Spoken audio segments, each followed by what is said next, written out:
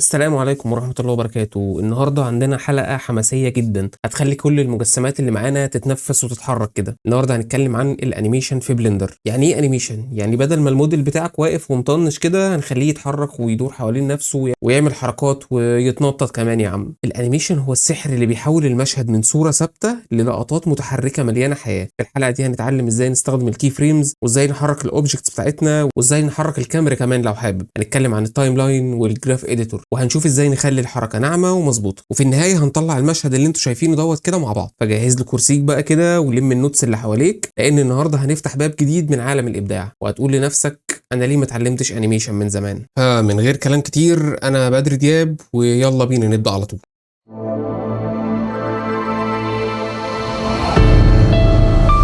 اول حاجه لازم نعرفها في الانيميشن ان احنا عندنا هنا التايم لاين ده هو التوقيت اللي بيحصل فيه الحركه. هو متقسم هنا لفريمات. احنا عندنا هنا في الحياه العاديه بتبقى مثلا الوقت متقسم لساعات، والساعات متقسمه لدقائق، والدقائق متقسمه لثواني. عندنا هنا بقى في بلندر الموضوع بيبقى معقد شويه، لان احنا بتبقى الثواني متقسمه لفريمات. بمعنى ايه؟ احنا عندنا الثانيه الواحده في السينما بتبقى متقسمه تقريبا 24 فريم. بيبقى فيها كذا نوع، يعني في 24 و25 و30 وهكذا، بس يعني الاغلب خلينا نمشي على ستاندرد واحد ان هو بيكون متقسمه ل 24 فريم. يعني ايه؟ يعني الثانيه الواحده اللي انت بتشوفها قدامك على التلفزيون في اي فيلم او في اي فيديو او في اي حاجه بتبقى مينيمم معموله من 24 فريم ورا بعض. يعني كانك عندك 24 صوره ورا بعض عضوا مره واحده كده، فانت شفتها ثانيه واحده. طبعا الموضوع ده بيبقى بشكل يعني سريع جدا، وانت ما بتلاحظش الفرق او ما بتلاحظش الحركه دي. بس هو ده الانيميشن بيبقى كده، يعني هو بيبقى فريمات كتير ورا بعض، فمن كتر تكرار الحاجات دي ورا بعض ومن كتر سرعتهم ورا بعض انت بتشوفهم كانهم حركه واحده. اوكي، طيب تعال نشوف الموضوع ده دلوقتي مع بعض ازاي ممكن بيكون بيتعمل. عندنا هنا ادي التايم لاين بتاعنا، هنا متقسم ليه فريمات زي ما قلت لكم. لو جيت حركت البار بتاعك كده او الماوس بتاعنا هنا كده، خليني الاول بقى اطلع نفسنا هنا فوق شويه عشان الكلام كله النهارده على التايم فريم او على التايم لاين، فنقدر نشوف المشهد بشكل كويس. زي ما قلت لكم التايم لاين بتاعنا هنا كده بيبقى متقسم لفريمات. ده البار بتاعنا اللي بيخلينا نتحرك، او السلايدر بتاعنا زي مثلا زي بريمير او افتر افكت. انا بتحرك بشوف الحركه بتاعتي هنا واصله لفريم كام، او ان انا هنا في فريم كام. عندي هنا لو انا واقف هنا مثلا على 153، او ممكن اجيبها من هنا ان انا اعرف الرقم اللي انا واقف عليه من هنا. او لو عايز اتحرك مثلا على طول لفريم مثلا 200، بكتب هنا 200 بيحرك لي السلايدر على طول على 200. الستارت والاند انه بقول له الحركه بتاعتي او المشهد بتاعي هيبدا من ستارت من فريم 1 لحد فريم 250. ممكن ازود او ممكن انقص براحتي، يعني ممكن اعمل دوت مثلا 150 فريم بس، ممكن اخليه اكتر من كده، ممكن اخليه 400 فريم. فده الستارت والاند، انت على حسب بقى الفريمات بتاعتك اللي انت محتاجها. يعني انت مثلا تعالى نفترض ان انا محتاج الفيديو اللي انا هعمله يكون 10 ثواني، وزي ما اتفقنا الثانيه الواحده 24 فريم، فانا عندي 10 ثواني في 24 فريم يساوي 240 فريم. فانا هنا هكتب 240، يبقى انا كده معايا دول كده 10 ثواني. طيب حاجه مهمه قوي لازم اظبطها من هنا، ان انا هاجي على الايكون بتاعت الاوتبوت دي وهدخل هنا هخلي دوت زي ما قلت لكم الفريم ريت بتاعي يبقى 24. في ناس احيانا بتستخدم 25، وناس احيانا بتستخدم 29 و97، وناس احيانا 30 وهكذا. طيب ايه الميزه او ايه الفرق ما بين كل الفريم ريتس دول؟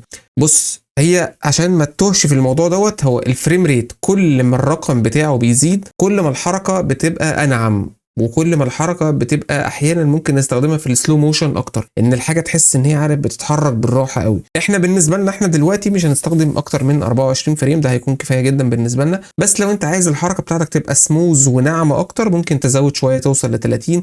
لو عايزها تبقى سموز اكتر واكتر ممكن تخليها 60 فريم بير سكند، ده بيخلي الحركه بتاعتك تبان ان هي ناعمه قوي. طيب خلينا عشان ما نزودش في التايم بتاعنا او في وقت الريندر ممكن نستخدم بس دلوقتي ال 24 فريم. وزي ما قلت لكم دي طريقه الحساب بتاعتنا، ان احنا بنفتح مثلا الكالكوليتر ونشوف عدد الثواني وبنكتبهم نضربهم في 24 فريم، نعرف ان احنا معانا هنا. يعني لو عايزين 20 ثانيه ممكن نكتب هنا 20 ثانيه في 24 فريم، يبقى انا عندي هنا 480 فريم. دايما ببدا بفريم واحد، اغلب الوقت بنبدا بفريم واحد، اوقات تانية بنبدا بفريم بيبقى يعني بعدد فريمات تانية بتبقى مختلفه. يعني مثلا لو انا شغال في الانيميشن بتاعي وجيت الريندر وقف لحد 110 وانا عايز اكمل، فانا ممكن اجي هنا اقول له الستارت بتاعي يبقى مثلا 110. اوكي، بكمل بقى باقي الحاجه بتاعتي او باقي الانيميشن بتاعي. خلينا دلوقتي نخليه على فريم 1 وده نخليه فريم 250. طيب تعال نبص على الايكونز اللي هنا دي ونعرف الفرق ما بينهم ايه. الايكونز اللي هنا دي طبعا ده اول واحد، ده الجامب تو اند اللي هو بيجيب لك ده اول فريم خالص، وده بيجيب لك اخر فريم خالص، باين قوي. طيب الاثنين اللي جنبهم دول اللي في النص دول، ده بيوديك لاول كي فريم او الكي فريم اللي قبله، وده بيوديك للكي فريم اللي بعده. طيب يعني ايه بقى كي فريم؟ ايه هو بقى الكي فريم؟ الكي فريم هو النقطه اللي انت بتحطها عشان تقول ان هنا في حركه او هنا هيحصل اكشن معين. زي ايه؟ تعالى مثلا نفترض ان انا عايز احرك الكيوب ده من هنا لهنا. طيب هحركه ازاي؟ هقول له ان انا عايز احط له كي فريم. الكي فريم في بلندر اعتقد 4.2 الشورت كات بتاعه اتغير من اي لكي، حرف الكي. بندوس هنا على حرف الكي بيفتح لك هنا انسيرت منيو. انت بتختار، بتقول له انا هنا ممكن احط كي فريم لحاجات كتير قوي. ممكن احط كي فريم لللوكيشن ان انا اثبت مكان اللوكيشن، او ممكن احط للروتيشن اللي هو الدوران او السكيل او اللوكيشن مع الروتيشن. كل دول حاجات ممكن تقدر تحط لهم كي فريمز. تعالى مثلا اقول هنا دلوقتي ان انا عايز احط لللوكيشن. انا على فريم 1 حطيت كي فريم. بصوا ايه اللي ظهر معايا تحت هنا، لو واخد بالك في نقطه صفرة كده ظهرت معايا، معنى كده ان هنا اتحط كي فريم. طيب لو عايز احرك مثلا، طيب انا عايز اقول مثلا ان انا هحرك الكيوب ده من هنا لحد هنا. هبدا اتحرك الاول بالسلايد بار بتاعي، مثلا اقول ان انا بعد فريم 80 جي واي الاقي الكيوب بتاعي يتحرك مثلا لهنا. يعني نفترض مثلا ان انا حركته 10 متر. بعد كده هدوس على حرف الكي تاني عشان احط كي فريم وادوس على اللوكيشن. تعال نرجع كده بقى ورا خالص ونشوف الحركه بتاعتنا. طبعا عشان نلعب بالحركه بندوس على المسطره من الكيبورد. بص،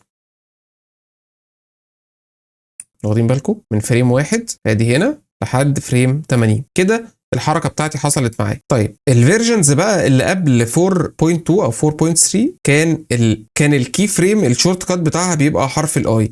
هو بلندر عنده بس يعني بلندر عندهم مشكله ان هم احيانا في الفيرجنز بتاعتهم لما بيعملوا ابديت الشورت كاتس بتتغير. عشان تتاكد من الموضوع دوت بتدوس على F3 هنا في السيرش وتكتب مثلا انسيرت كي فريم وتشوف الشورت كات بتاعك هنا ايه. هنا انسيرت كي فريم ان هو بيعمل كي فريم للاوبجكت كله، يعني كل البروبرتيز بتاعته، كل الحاجات اللي ينفع يتعمل لها كي فريم بيعمل لها كي فريم. انا ممكن اكون مش محتاج، ممكن اكون محتاج بس اعمل كي فريم للوكيشنز بس. دي كده الطريقه، دي كده اول طريقه ممكن اعرف احط بيها كي فريم. يبقى احنا كده زي ما اتفقنا هنا، ده بيرجعنا لاول نقطه خالص، ده بيودينا لاخر نقطه خالص، ده بيودينا الزرار ده بيودينا للكي فريم الاول، بيخلينا ننط ما بين الكي فريم. يعني لو عندي هنا مثلا كي فريم وانا حطيت هنا مثلا كمان كي فريم وهنا كمان حطيت كي فريم، خلينا ندوس جي واي، نيجي هنا ونحط كي فريم تاني جي واي ونحط هنا كي فريم تاني. واخدين بالكم هنا بقى عندي 4 كي فريم. هنا يخليني انط ما بين الكي فريمز على طول بالزراير دي، وده يوديني لاول نقطه خالص وده يوديني لاخر نقطه خالص. طيب ده وده عباره عن ايه؟ ده البلاي عادي اللي بيخليني العب لقدام عادي، وده ممكن يخليني ارجع لورا كاني بعمل ريفيرس، كاني برجع لورا، يعني لو انا عايز اعمل الانيميشن لقدام او لورا عشان اشوف دوت او دوت. خلاص كده احنا فهمنا الجزئيه ديت. طيب تعالى ننتقل للجزئيه اللي بعد كده. اتفقنا ان انا لو عايز احط كي فريم ممكن من الشورت كات على الكيبورد ادوس على حرف الكي اختار الحاجه اللي انا عايز احط لها الكي فريم بتاعي، او اختار الحاجه. او لو انت اصدار زي ما اتفقنا اصدار قبل 4.2، انا الاصدار بتاعي، انا الاصدار عندي هنا اهو 4.2.3، ده الشورت كات بتاعه هنا حرف الكي. لو انت قبل كده، لو انت بتستخدم اصدار قبل كده اعتقد هيبقى الاختصار بتاعك او الشورت كات حرف الاي. ايه طرق تانية ممكن احط بيها الكي فريم؟ تعال نخش هنا مثلا كده على الاوبجكت بروبرتيز. انا ماسك الكيوب، هنشيل كل الكي فريمز دي خالص ونيجي هنا على الاوبجكت بروبرتيز، وعايز اقول له ان انا عايز احط كي فريم، عايز احط كي فريم في اللوكيشن. فهدوس هنا كليك يمين واختار انسيرت كي فريم. كده انا حطيت كي فريم فين؟ في اللوكيشن في اول واحد. طيب هتحرك هنا تاني مثلا عند فريم 60 وهدوس جي واي، حركت الكيوب بتاعي مثلا لحد هنا، هيبدا يتغير معايا اللون اللي زي ما انتم شايفين كده. سيبك من موضوع الالوان ده دلوقتي، هنتكلم عنه قدام شويه. بعد كده هدوس هنا كليك يمين وادوس انسيرت فريم. كده انا حطيت كي فريم زي الطريقه اللي فاتت بالظبط. نفس الكلام زي ما اتفقنا، لو انا عايز اغير في الروتيشن هاجي هنا مثلا احط كي فريم لللوكيشن، كليك يمين وهاجي هنا مثلا على فريم 90 اغير في الروتيشن دوت مثلا كده، خلي دي 360 درجه، تلف 360 درجه وادوس انسيرت كي فريم تاني. تعال نرجع بقى كده الاول خالص ونشوف الحركه بتاعتنا.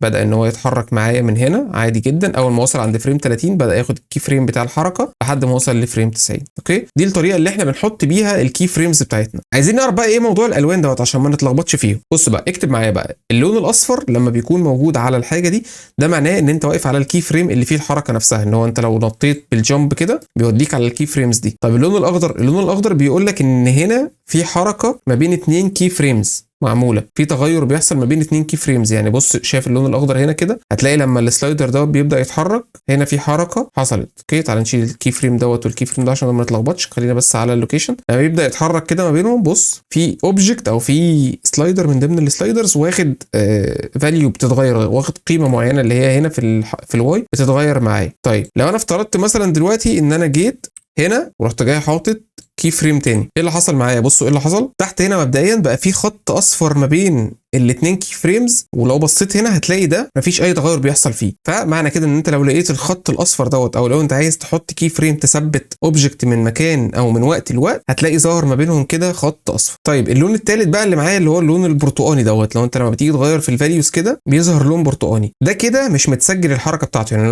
اللون البرتقاني لما يظهر معاك، ده معناه انه الحركه لسه ما اتسجلتش، لسه ما خدتش كي فريم. لو انا جيت حركت السلايدر بتاعي بالسهم كده على الكيبورد مثلا الواحده لقدام، بص هتلاقي رجع على طول الكي فريم بتاعه اللي موجود. فاهم حاجه تتاكد ان انت دايس كليك يمين وتعمل كي فريم للحاجه بتاعتك عشان خاطر تبدا تشوف الحركه بتاعتك او تقدر تشوف الحركه اللي انت مأكد. يبقى كده اتفقنا ان اللون الاصفر ده بيدل على انه في كي فريم او انت ثبتت كي فريم هنا.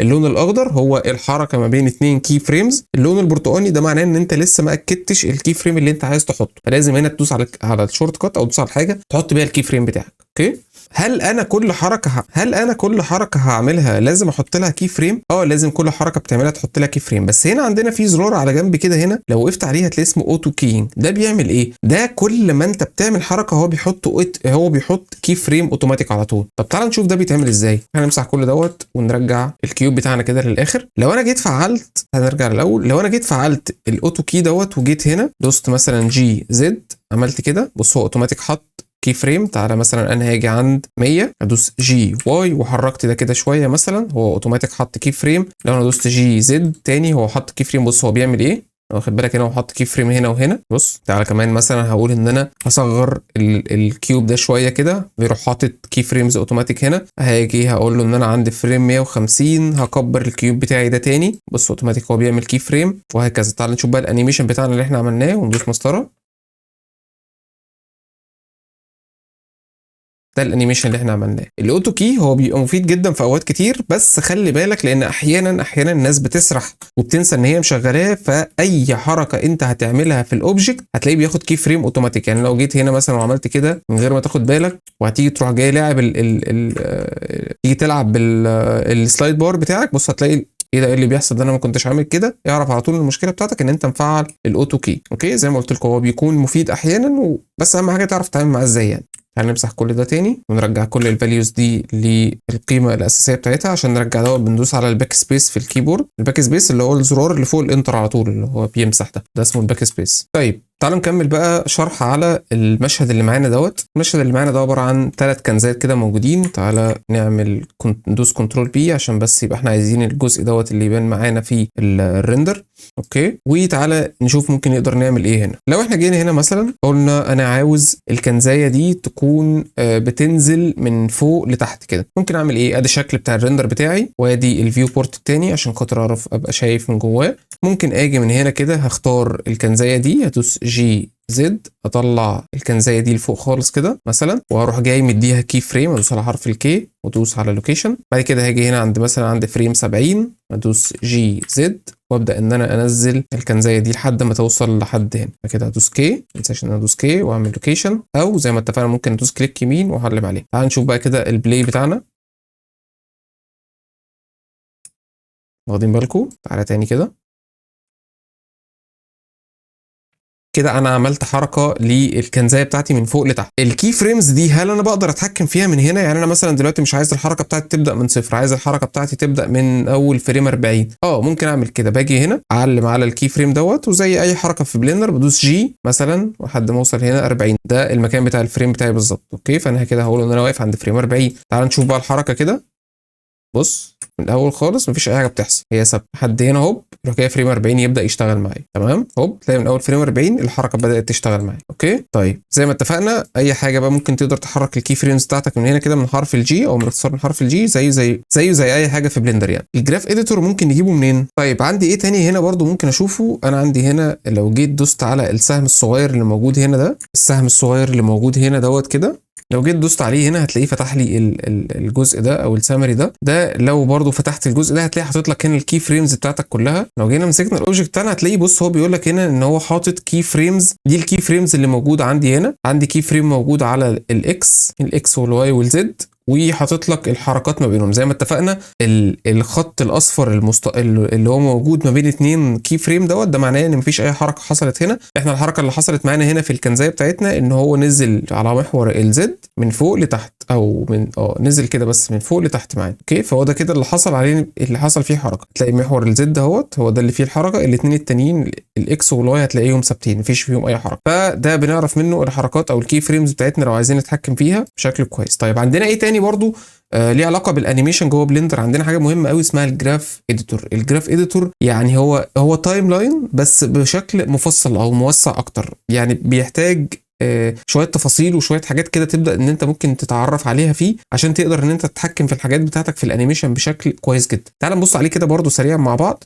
عشان اجيب الجراف اديتور بتاعي ممكن ادوس على الايكون دي واختار من هنا الجراف اديتور اللي هو ده، هتلاقيه غير لك التايم لاين بتاعك كده. او ممكن تدوس على كنترول وتاب من الكيبورد، هتلاقيه بيبدا يقلب ما بين التايم لاين بتاعك والجراف اديتور بتاعك. تعال نشوف بقى الجراف اديتور ده بيقول ايه عشان خاطر نعرف كده ممكن نتحكم فيه ازاي. تعال نفتح هنا كده السامري بتاعتنا دي، تعال نفتح الاوبجكت بتاعتنا دي ونشوف ايه هي الكي فريمز اللي فيها. زي ما اتفقنا ان الحركه بتاعتنا هنا موجوده فين؟ موجوده على المحور بتاع الزد بس. كان الاوبجكت بتاعي هنا لو جيت هتلاقي بص دي الحركه بتاعتي اللي موجوده، الواي والزد زي ما هم ثابتين، الواي والاكس سوري ثابتين. هنا المحور بتاع الزد بس هو اللي فيه الحركه بتاعتي. لو واخدين بالكم بصوا هنا هتلاقي فيه كيرف كده نازل نازل نازل نازل نازل لتحت لحد ما وصل لهنا. ده معناه الحركه بتاعتي حصلت من اول الفريم 40 وبدا ان هو ينزل لحد ما وصل لهنا. في حاجه مهمه قوي هنا بقى لازم نعرفها وهي اسمها الانتربوليشن. الانتربوليشن دي اللي هي الحركه بتاعتي المود بتاعها عامل ازاي. ده نعرفه منين؟ لو جينا دوسنا على الكيبورد واحنا واقفين في التايم لاين او في الجراف اديتور على حرف التي هيفتح لك الانتربوليشن بتاعي اللي هو شكل الحركه بتاعي. عندي فيه لينير وفيه بيزير وفيه كذا نوع من انواع الحركه بتاعتي. عشان تعرفهم بالظبط لازم تجربهم، عشان تعرف كل حركه من دول ايه لازم تجربهم. تعال نجرب دلوقتي. يعني لو احنا غيرناها للينير بص الجراف بتاعي بقى عامل ازاي. الاول كان هو فيه كيرف كده، بص دلوقتي هو بقى عامل ازاي، بقى حاد قوي. تعال نشوف بقى شكل الحركه الاول زي الاخر بالظبط. بص قبل كده كان فيه بص تحس فيه شويه نعومه كده وهو قبل ما بينزل للاخر. طيب لو دوست مثلا تي، تعال ندوس تي ونعمله بزير، هو كده كده اصلا كان معمول بزير. طب تعال ندوس تي ونخليه مثلا يبقى الاستيك. بص هنا عامل ازاي، تحس ان هو حاجه بتمط كده مره واحده. تعال ندوس هنا مثلا نعمل باونس، بص هتلاقيه بيعمل ازاي كانه وقع كده. بص الحركه دي، ده انت كنت عشان تعمله بالكي فريم كنت هتتعب شويه، يعني تقعد تعمل كي فريم اللي هو نازل وبعد كده تحط كي فريم ويطلع شويه وبعد كده ينزل شويه ومش هيطلع معاك طبيعي. الانتربوليشن دي بقى بتوفر عليك بقى حاجات كتير قوي، بتساعدك كتير جدا. بص الباك دي وراجع تاني بص مثلا ايه تاني، في كذا حاجه بقى. يعني ممكن هسيبكم انتوا بقى تقعدوا تجربوا في البتاع دوت في الانتربوليشن دي. هتلاقي بتعمل حاجات كتير قوي، حاجات كويسه يعني، وفي ليفل ادفانسد قدام بنستخدمها بشكل كبير قوي يعني. اوكي طيب تعال نشوف مثلا نرجع تاني عند البزير دي. انا عايز اخلي الحركه بتاعتي الاوبجكت دوت وهو نازل ينزل ينزل ويجي عند الاخر خالص ويبقى عارف نازل بالراحه قوي، كان هو مثلا كانه بيعمل لاندنج بتاع هيرو كده وبعد كده ينزل عند الاخر ويقف. ده ممكن اعمله ازاي؟ انا اتفقنا ان عندي هنا كي فريم، هتلاقي عنده هنا عند الكي فريم هنا هتلاقي فيه هاندلز كده، هتلاقي بص فيه يدين كده ليه. لو انا عايز اخلي الحركه بتاعتي الاوبجكت يبدا ينزل ينزل ويجي عند الاخر تلاقيه بطه، تروح جاي ساحب الهاندل دي كده لحد هنا. بص انا كده عملت ايه، خليت الكيرف بتاعي يبدا من اول سريع وبعد كده يبقى بطيء بطيء بطيء بطيء بطيء بطيء. بص يبقى لحد هنا. تعال نجرب كده ونشوف مع بعض. بص طب لو انا جيت زودتها تاني عن كده، بص مثلا بص اللي هيحصل، شايف بيجي عند الاخر وتلاقيه راح جاي مبطئ ازاي كده. انا عملت الحركه بتاعتي ان هو يبقى سموز مثلا شويه، وهكذا بقى. لو عايزه مثلا يبقى في الاول كده سريع او في الاول بطيء وبعد كده تلاقيه نازل سريع. بص طبعا دي احنا عشان نشوفها لازم نطلع بره الكاميرا بتاعتنا شويه كده، هنرجع هنا بص هتلاقيه نازل بالراحه وبعد كده راح جاي نازل على طول جامد. ده الجراف اديتور، وده استخداماته بيبقى بشع يعني، بيبقى مهم جدا جدا جدا في الانيميشن، ان انت ممكن تقدر تعمل بيه حاجات كتير. لو دوسنا على الان في الكيبورد هتلاقي دخل هنا كده في حاجات قويه جدا مثلا زي الموديفايرز. في ممكن تقدر تحط موديفاير للانيميشن بتاعك. ممكن لو جينا هنا مثلا وقلنا له عايزين نحط نويز، بص ايه اللي هيحصل. كده معمول نويز اللي هو حركه سريعه كده على محور الزد بتاعي. طب ليه اتحط بس على محور الزد ده؟ ان انا مختار هنا محور الزد واقف عليه. لو عايز احط على الاكس والواي هقف عند الاكس وهحط هنا نويز، وهقف عند الواي وهحط هنا نويز. بص بقى تعالى كده تشوف الايفكت. بص بيتحرك ازاي، تحس ان هو بيترعش يعني. بص هتلاقيه بص بيترعش في كل الاتجاهات بتاعته. ممكن تعالى بس عشان الايفكت يبقى باين معانا، تعالى نلغيه من على الاكس والواي وتعالى نخليه على الزد بس. هنا ممكن تزود في السكيل بتاعه عشان خاطر يبقى الحركه بتاعته خفيفه شويه، ما تبقاش سريعه قوي. ممكن تزود في السترينث بتاعته ان هو قوه الحركه نفسها فوق وتحت قد ايه، ممكن تقللها مثلا وليكن هتبقى كده، وهكذا بقى. ممكن تقعد تجرب بقى براحتك في الموضوع دوت يعني.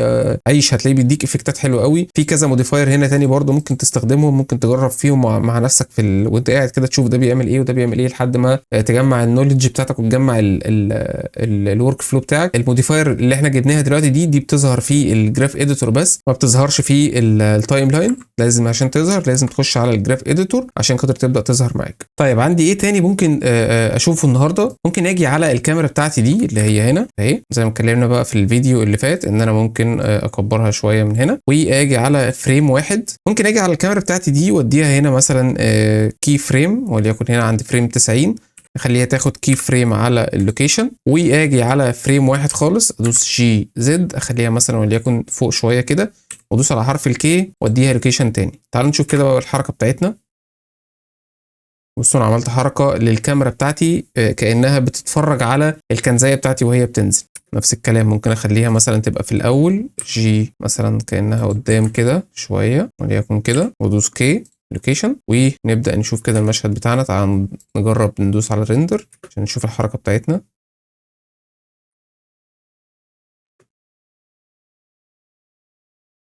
واخدين بالكم الموضوع عامل ازاي؟ طبعا بقى الكاميرا زيها زي اي اوبجكت، انت ممكن تحط لها كي فريم وتتحكم في كل الاعدادات بتاعتها بقى، كل الحاجات اللي فيها سواء بقى من الفوكال لينس زي ما كنا بنتكلم ان انت لو عايز تبدا الاول بالفوكال لينس تديله كده كي فريم. خلينا نقول في الاول كده نحط هنا مثلا كي فريم كده للفوكال لينس، ونيجي عند الكي فريم الثاني دوت نقلل الفوكال لينس مثلا وليكن يبقى كده، فتبدا بقى بمنتهى الاريحيه بتاعتك. بص هتلاقي الكاميرا، يعني نشغل الريندر كده عشان نشوف مع بعض.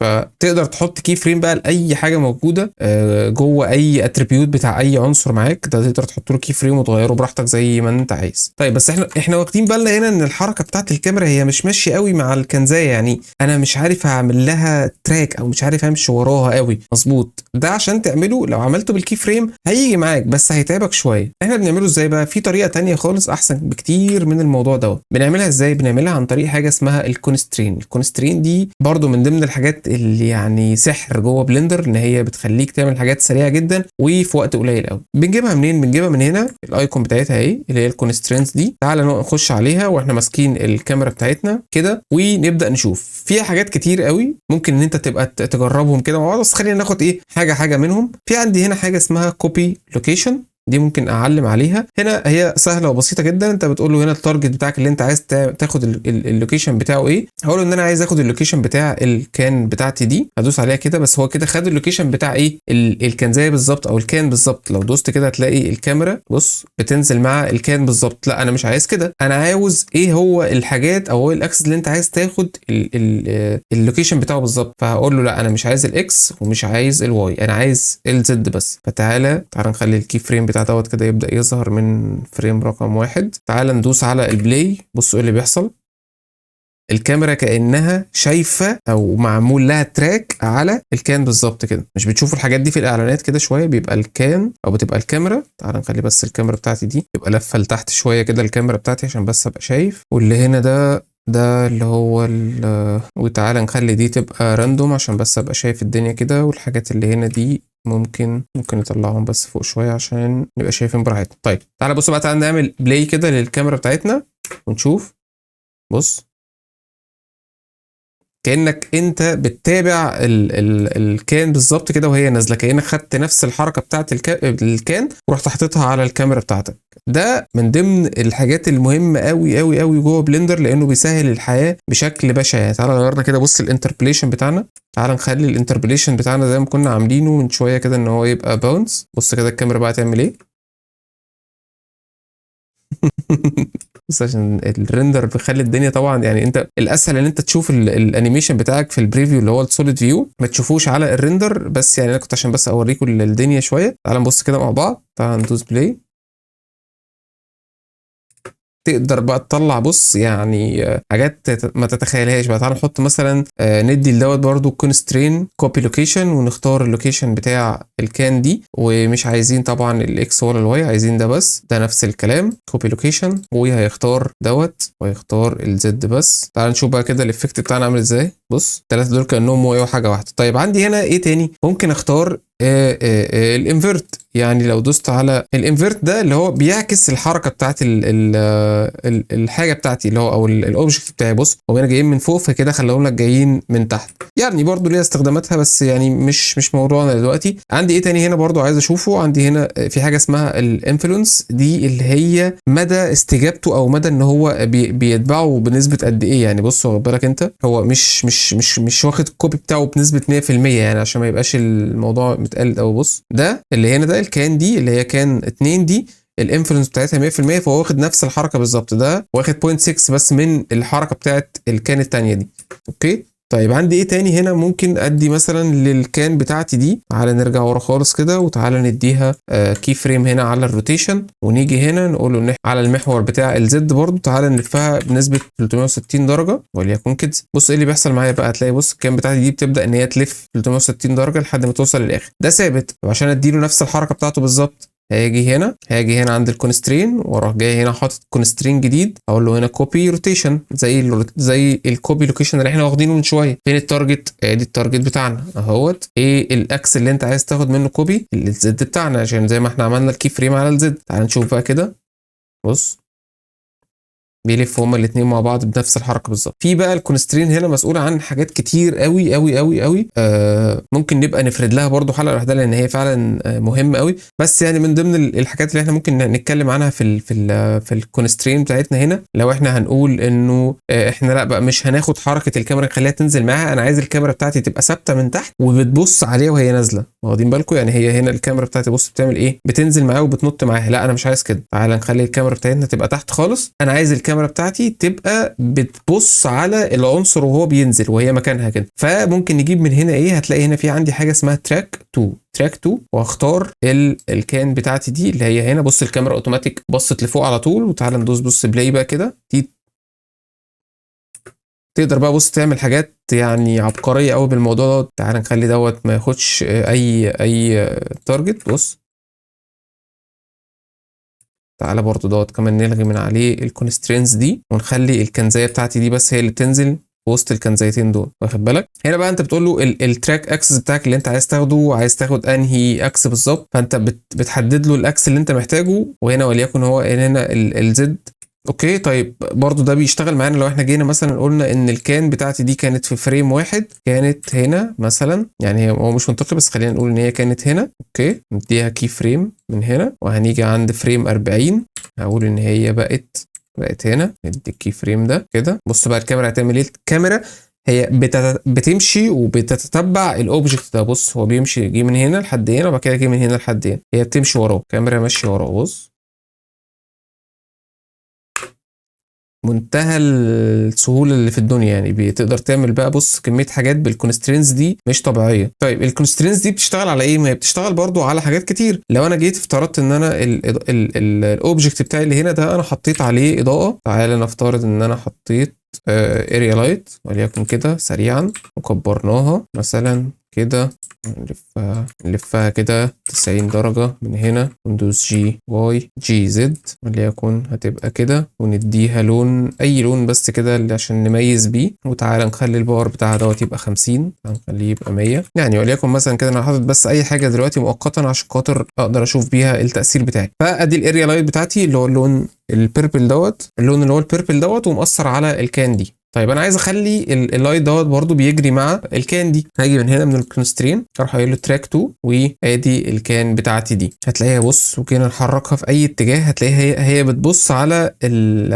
الكان بتاعتي دي، ده الاوبجكت او ده الكونسترين بتاع التراك 2. تعالى بص كده على الانيميشن هتلاقيها هي بص عليه لحد ما جه هنا وراح جاي نازل. لو عايزها بقى تاخد الحركه بتاعتها بنديها كوبي لوكيشن وكوبي روتيشن عشان خاطر يبدا ان هو يتحرك معايا. وفي هنا عندي برضو كذا حاجه تاني ممكن نبقى نفرد لهم بقى حلقه عشان خاطر نشرحهم لان هم فعلا مهمين جدا جدا جدا يعني. طيب في ايه تاني برضو معانا ممكن نعمل له انيميشن بالمناسبه؟ ممكن نفتح من هنا كده ممكن نفتح من هنا كده الشيدر اديتور بتاعي. ده الشيدر اللي موجود على الكنزايه دي. تقدر مثلا ان انت تيجي هنا، تعالى نفترض انه ادي، يعني نمسح بقى اللايت ده خالص. ادي الشيدر بتاع الاوبجكت ده. تعالى لو دوسنا على، لو لغينا الاوفرلايز دي عشان بس نشوف الاوبجكت دي، لما بتدوس عليها هو كده معمول سيلكت، معمول هايلايت، بس لما بتدوس عليها هي بتلغي الهايلايت من بس من الفيو بورت عشان نشوف يعني. طيب ادي الشيدر بتاعي هنا دوت واخد ميتاليك بنسبه 100%. فانت ممكن تعمل ايه لمجرد توضيح يعني؟ ممكن تيجي هنا عند فريم واحد تقول له ان دوت هيكون 0 كده، نحط له كي فريم، وهيجي عند فريم عمل كراش بلندر عمل كراش. طيب نجيب الفايل تاني. فهنيجي هنا على الشيدر دوت، ممكن نيجي هنا نقول له على فريم واحد ان الميتاليك دوت هيبقى 100%، فبيحط كي فريم هنا. ونيجي مثلا على فريم 50 نقول ان الميتاليك دوت هيبقى 0%، وليكن هيبقى كده. طبعا هو مش منطقي بس ده مجرد التوضيح يعني. فبص كده ايه اللي بيحصل معايا. فزي ما اتفقنا الكي فريم ممكن يقدر نحطه على اي حاجه موجوده في المشهد بتاعنا، اي حاجه ممكن تقدر تحط الكي فريم بتاعتك زي ما انت عايز. هنا عندنا مثلا في الحاجات اللي احنا حاطينها فوق دي تعمل شادوهات كده، ممكن مثلا نيجي هنا نقول له ده هنحط له كي فريم مثلا هنا، ونيجي على فريم 60 نقول له مثلا نحركه شويه كده على محور الاكس ومحور الواي مثلا شويه كده، ونحط كي فريم تاني. هنبص كده الايفكت بتاعنا. ممكن بقى تعمل حركه حلوه قوي، ناخد كوبي من الكي فريم دوت، ناخد كوبي كده ونروح جايين، او ناخد منه كوبي ان هو ندوس كنت شيفت دي كده، خدنا منه كوبي هنا فريم 60 نخليه على فريم 120. بصوا بقى ايه الايفكت بتاعنا اللي هيحصل. ادي واحد هيبدا يروح كده تك يرجع تاني مكانه. فانت كده عملت كي فريم. ممكن تاخد مثلا من دوت من 60 لحد 180، فكأن الجزء بتاع النخله دوت بص عمال ايه يروح ويجي كده معانا. ادى حركه في المشهد ببص يعني بجنيه الا ربع يعني. دي برضو من ضمن التريكات الصغننه كده اللي ممكن تفرق معانا كتير يعني. طيب ايه رايكم بقى تعالوا نطلع مع بعض كده مثلا مشهد كده مع بعض. تعالى هناخد الكنزايه دي كده نطلعها فوق خالص كده، نديها كي فريم على فريم واحد خالص. اول فريم نحط كي فريم للوكيشن والروتيشن، هتلاقي هنا حاطين لنا كي فريم. وهنيجي على فريم 80 ننزل بالكنزايه بتاعتنا دي تحت خالص كده، وليكن هتبقى هنا، وهنلفها على محور الزد 360 درجه، وهندوس كي تاني عشان نحط كي فريم من هنا. هنختار الانتربوليشن ما بينهم هما الاثنين، هنعلم على الاثنين كي فريم دول كده، وندوس على حرف التي ونخليها تبقى باونس عشان خاطر عايزها تبدا تنزل تخبط كده على الارض. بعد كده دوت الاوبجكت التاني ده او الكنزايه التانيه دي، هاجي هنا اقول له كي فريم، احطها برضو، احط له كي فريم وهي فوق خالص، وندوس على حرف الكي لوكيشن وروتيشن دوت خليناه لحد 80. ده بقى هنخليه ينزل ابطا شويه، هنخليه على 100 وندوس جي زد خليه ينزل لحد هنا. و هنقول له على محور الاكس هنخليه يلف مثلا 270 درجه بس، ونحط كي فريم تاني اوكي، نحط كي فريم تاني. وهنا هنخلي الانتربوليشن ما بين الاثنين دول بدل ما هو هنا باونس هنخليها تبقى بزير عشان يبقى فيها سنه سموث كده وهي نازله، يبقى ده نط على طول وده نزل وقف كده بالراحه. بس خلينا نلف الحركه بتاعت ده شويه، نخليها مثلا وليكن هتبقى 160 بس هنا، نبقى شايفين الليبل بتاعنا على الاقل من الظهر بتاعه. ممكن بقى نيجي عند الكنزايه دي على فريم مثلا 70 او فريم 50، ده نخليه ينزل اسرع شويه منهم. هنقول له هنا ده كي فريم ودي كي فريم، نحط بقى هنا بالشورت كات، نرجع ورا خالص وندوس جي زد عشان نرفع ده لفوق شويه، وليكن مثلا هيبقى كده. هنحط كي فريم هنا ودوت ده ممكن نلفه على محور الواي مثلا وليكن كده. وتعالى نخلي ده برده باونس. انا بصراحه عجباني الحركه بتاعت الباونس اكتر يعني، حاسسها لذيذه قوي. وده يعني ماشي، ممكن نخلي دوت برده يبقى باونس انفلونس، نشوف كده الحركه هتبقى عامله ازاي. وكانه نط كده، كان فيها حركه فيزيكس كده، كان فيها حركه بتاعت ريجيد بودي يعني. اوكي طيب خلاص انا كده معايا الحركه بتاعتي. اعتقد ان انا اخر فريم معايا هنا في الحركه هو فريم 80. انا مش محتاج كل دوت خالص. انا ممكن اجي هنا على التايم فريم بتاعي دوت، هقول له ان انا محتاج هنا بس الاندنج بتاعي يكون ال 80 عشان احرك التايم لاين بتاعي كده. زي ما انا بتحرك بدوس على الباكر عادي يعني، بتحرك بيها هنا واللي قدام لورا عشان اكبر شويه او اصغر شويه. بس تعالوا قبل ما نطلع الكاميرا تعالوا قبل ما نطلع الفايل ده للريندر، تعالوا نحط برضو كونسترين كده للكاميرا بتاعتنا زي ما عملنا من شويه. نحط تراك 2 ونخليه ان هو يكون بيتابع الكنايه دي. ممكن نقلل الانفلونس بتاعتنا مثلا وليكن تبقى كده عشان يبقى فيها سنة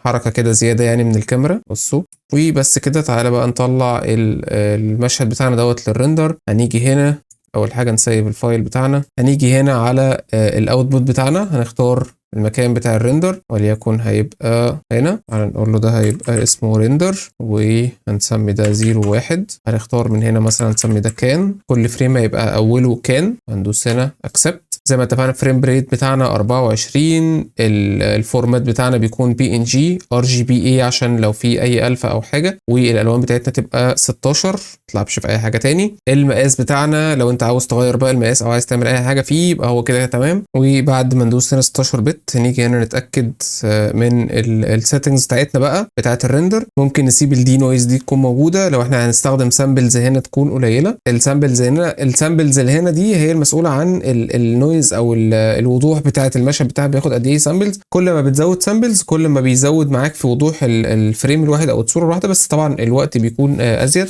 على حسب بقى جهاز كل واحد فينا بيختار او بيعمل النسبه بتاعته بقى خلاص ما بين السامبلز دي. خلينا انا مثلا ممكن اقول هنا ان انا محتاج 256 سامبل لكل فريم. الدي نويز هي بتقلل النويز اللي بيكون موجود في الفريم الواحد، بس انا بصراحه ما بحبهاش خالص. انت ممكن تسيبها وتستخدمها زي ما هي كده، بس انا عن نفسي ما بحبهاش. انا بحب طريقه تانية كده استخدمها، ممكن اقول لكم عليها. اجي من هنا كده هختار الكومبوستور وهفعل هنا كده حاجه صغيره في الفيو لايرز دي. بفعل حاجه هنا اسمها دي نويز داتا. سيب كل حاجه هنا زي ما هي كده، مجرد بس انت الريندر لاير دي هتدوس شيفت A وتنزل حاجه اسمها دي نويز، هتحطها ما بينها وما بين اي حاجه موجوده. وهتختار الدي نويز نورمال دي هتوصلها بالنورمال، والدي نويز البيدو هتوصلها بالالبيدو. هنيجي هنا نرجع تاني على الريندر سيتنجز بتاعتنا، هنلغي الدي نويز ده بقى خالص، احنا مش محتاجينه. هو هيبقى كده خلاص الفريم بتاعك هيطلع معمول له دي نويز ومظبوط وزي الفل. ممكن والله طب تعالوا نظبط برده حاجه كمان كده هنا في الكاميرا بتاعتنا بالمره بقى. تعالى نحط الديبسن فيلد بتاعتنا كده ونختار الاوبجكت بتاعنا هو اللي يكون الفوكس بتاعنا. اوكي تعالى نقلل الابيتشر بتاعتنا وليكن مثلا هتبقى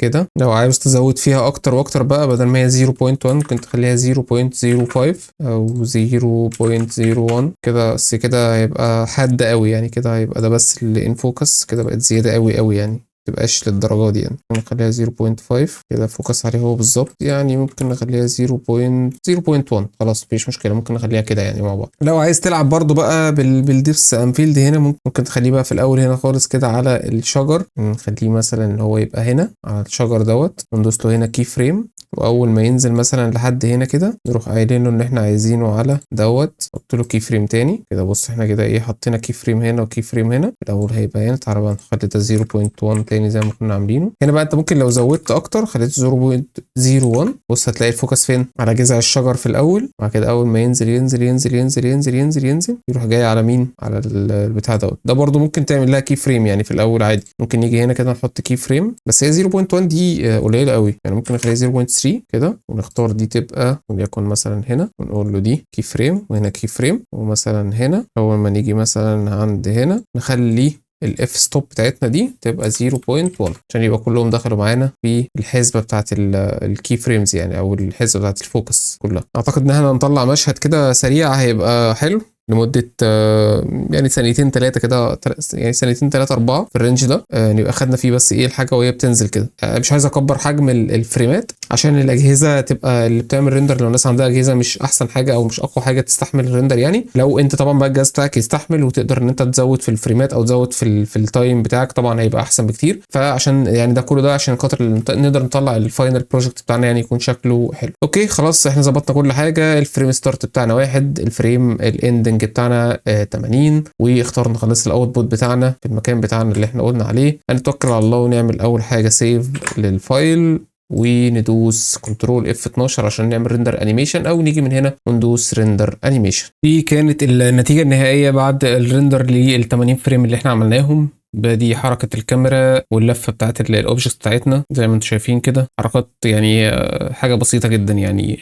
حاجه اخيره برضو عايز اقولها، لما تخلص الريندر هيطلع معاك بالشكل اللي انتم شايفينه دوت، عشان الناس ما تتخضش، بس هيطلع فريمات كل فريم لوحده. انت بتحتاج يا اما مثلا ادوبي بريمير، او بتحتاج البلاير دوت عشان خاطر يشغلهم لك كده كانهم فيديو ورا بعض، يعني تبدا تشوفهم ورا بعض. او لو انت عايز بقى ممكن وانت بتعمل الاكسبورت بتاعك بدل ما تطلعهم فريمات من هنا، بتختار من هنا ان انت تطلعه FFmpeg فيديو، وبتختار من هنا الانكودنج بتاعك تخليه MPEG4، ومن هنا بنختار الاختيار دوت، وبتختار المكان اللي انت عايز تحفظ فيه، وبعد كده بتدوس ريندر. بس هنا هيطلعها لك ريندر فيديو على بعضه، مش هيطلعها لك سيكونس صور. اوكي، دي بتكون النتيجه النهائيه بتاعتنا. وبس كده، دي كانت كل الحاجات اللي معانا النهارده عن الانيميشن. مستني بقى اشوف الابداعات بتاعتكم والحاجات اللي انتوا هتطلعوها بالانيميشن. لينك البروجكت اللي انا اشتغلت عليه ده هتلاقوه موجود في الديسكربشن تحت، ممكن تنزلوه وتبداوا ان انتوا تطبقوا عليه. هستنى اشوف بقى كل الحاجات اللي انتوا هتعملوها. لما تنزلوها اعملوا لي منشن عشان خاطر اشوف الحاجات ديت، وهستناكم الفيديو اللي جاي ان شاء الله.